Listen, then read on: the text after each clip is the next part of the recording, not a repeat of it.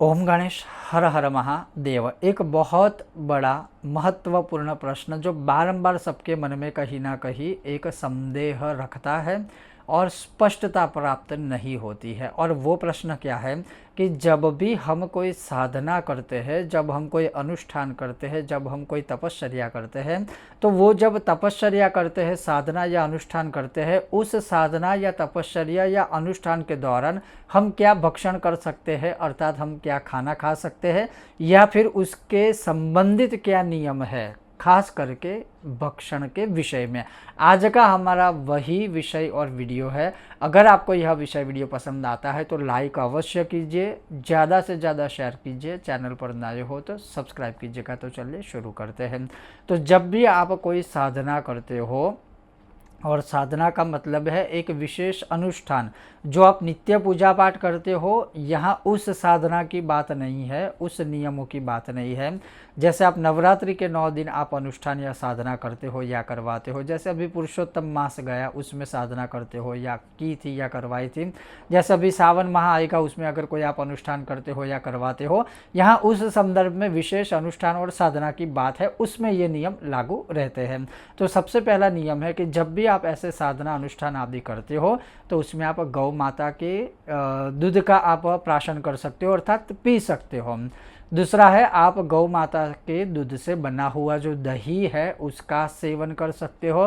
तीसरा है जो गौ माता के दूध से बना हुआ जो घी है उसका आप प्रयोग कर सकते हो।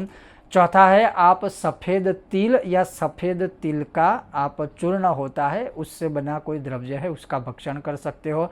पांचवा है आप केले खा सकते हो।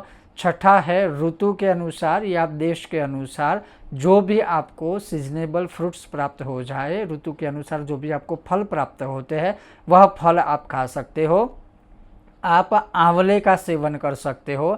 आप नारियल का जो पानी है वह पी सकते हो। आप नारियल में से जो निकला हुआ खोपरा है या उससे बना कोई द्रव्य या भोजन है वो भक्षण कर सकते हो, अर्थात वो खा सकते हो।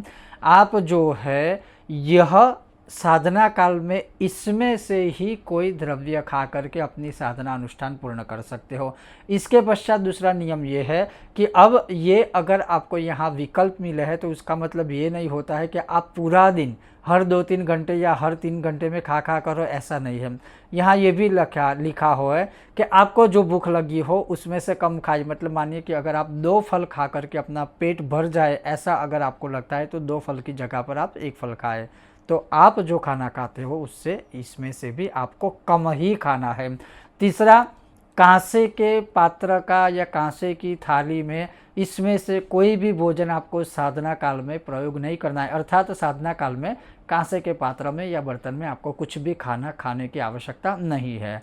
तीसरा है जब आप भोजन करने जब आप इसमें से कोई भी भोजन कर लेते हो और वापस से आप मंत्र जाप या साधना अनुष्ठान करने बैठते हो तो मुंह में पानी रखकर कुल्ले करने के बाद ही आपको वापस मंत्र जाप करने हैं। मतलब जो है एक जूठा मुंह लेकर के कभी भी मंत्र जाप या साधना में बैठा नहीं जाता है।